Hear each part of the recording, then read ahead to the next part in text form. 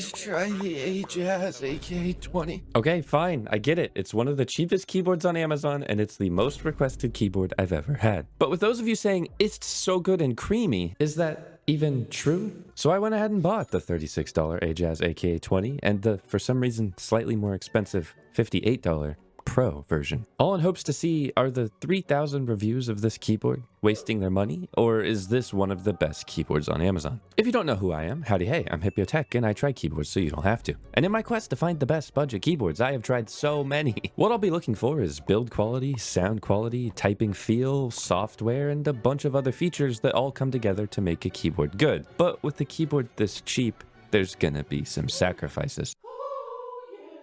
But let's start with the cheapest keyboard first, and this is the Ajazz AK820, which I'm just gonna call the Ajazz from now on. And you also might notice I have another box that looks literally identical. That's because both of these keyboards come from the same person, and there's just a couple important upgrades between the two of them that we'll be looking at later. Now, the base version starts at $36 on Amazon, but it also has a couple different versions that go up to $49 and $56. And we'll be looking at the $36 version as the baseline here. Similar to all the Spirit Halloweens that just popped up a few days ago, it's pretty bare bones. The unboxing comes with a cable, a keycap and switch puller, and wait, there's nothing else. And after getting the keyboard unwrapped, it is, wow, so plastic. Now, plastic can actually be a good thing that will make your keyboard sound better, but in this case, it just feels really cheap and really thin. And I have looked at super cheap plastic keyboards before, like the Kissant KN85. I'll have that linked in the top right. But the Kissant was incredibly creamy and blew my mind with how good it was for only $40.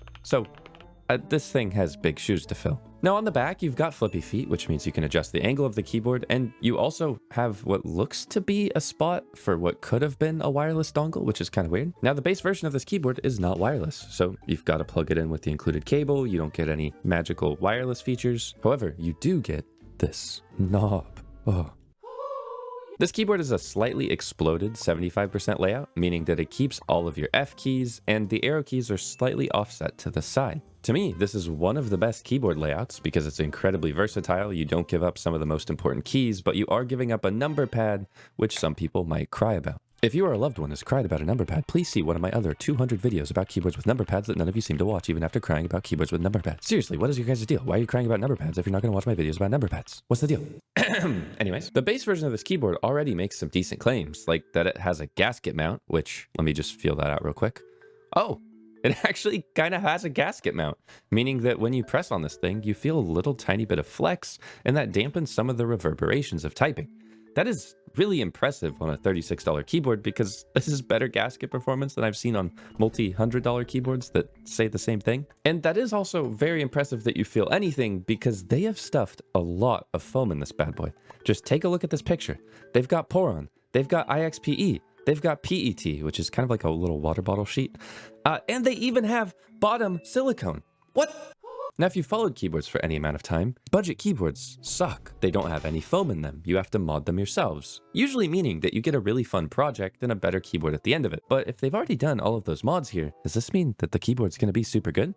Well, let's go straight into it. Taking off one of the keycaps, you notice that the keycaps are pretty bad. They're double shot PBT, but they're very thin. The legends on them don't look that great, and the colors aren't that awesome as well. And they're also not shine through, which means you can't appreciate the Epic Gamer RGB that also comes on this thing, which is really impressive. So they've got cheap looking and cheap feeling PVT keycaps, and you've also got these switches, which they call custom pre-lubed linear switches. And for some reason, all right, hear me out, they call them Starry Night Gray Switch Type Linear Actuation Travels. Are these Starry Night? Are they even gray? No, none of the above. They are an incredibly lightweight linear, meaning that they're very easy to press, which could be good or bad depending on your preference for keyboard switches. But then most importantly, they just kind of feel bad.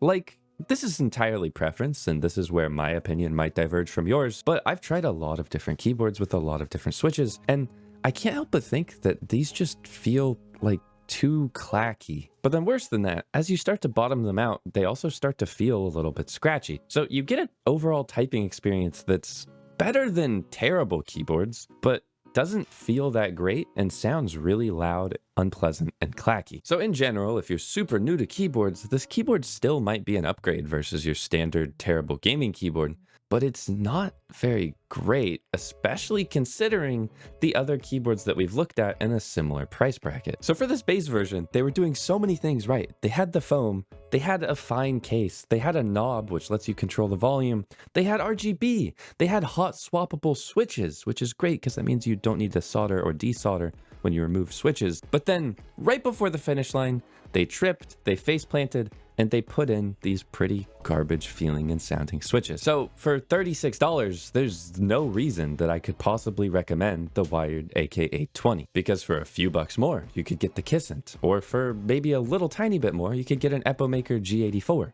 Or for just, wait, hold on, I'm pretty bad at math. Let me carry the one. $23 more, you could get the AK820 Pro.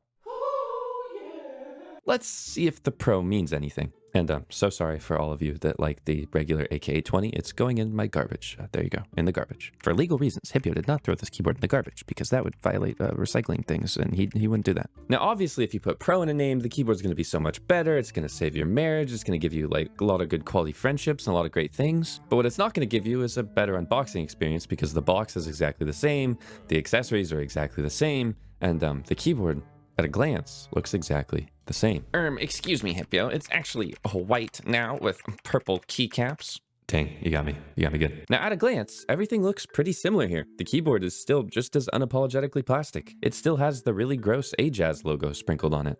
Except, this one has a dongle. And yeah, you can switch it between Windows and Mac and Bluetooth and 2.4 gigahertz mode, meaning that you can use it between a couple different devices. And in addition to the knob, this one has a fancy little screen.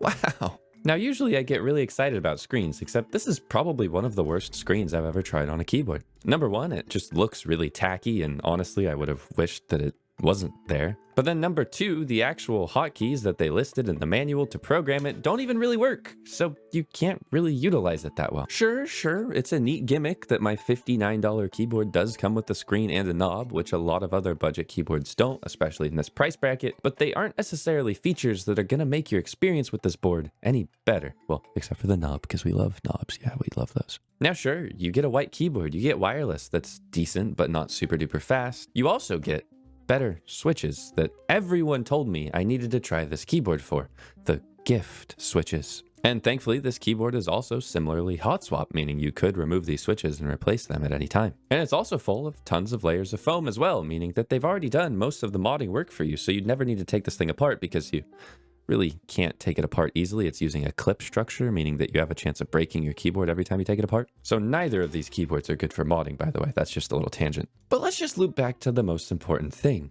the different switches that come in the Pro version. Now, you can either get the Ajazz Gift Switch or the Ajazz Flying Fish. I didn't personally try the Flying Fish, but it's a lighter weight linear similar to the ones in the regular version, and the gift switches are a heavier weight linear, which everybody told me I needed to try because they sound creamy. And after typing on this keyboard a little bit, I will say, it does sound and feel substantially better than the base AK820, despite having the same foams, meaning that these switches really are making a meaningful difference here. The stabilizers on both keyboards were really well lubed, meaning there was no ticking on both of my experiences, and overall, the AK820 Pro did sound and feel pretty creamy. These switches are well lubed and a really nice upgrade over the base version, and honestly, if you have the extra 20 bucks to spend and you really want the Ajazz for some reason, then it is a good upgrade, except you notice what I said there, right? You're making some big sacrifices here, because the software is the Epomaker Ajazz software, which unanimously sucks every time I try it in any different keyboard. And your general experience here is that of cut corners. Like, this keyboard might sound kind of creamy, but it doesn't sound anywhere near as creamy as the Kissant KN85, which is almost half the price of this one, or even the Epomaker G84, which has way better software support, although sadly no knob. And if you save up just a bit more, you get into the territory of getting aluminum keyboards, which start to appear around the $80 to $120 range. So while the base Ajazz is going in my trash can, the 820 Pro is pretty good, and if you buy it, you shouldn't be disappointed, but I would say just take a gander at some other options first. Just like you're going to take a gander at that subscribe button before listening to this final sound test. Howdy hey.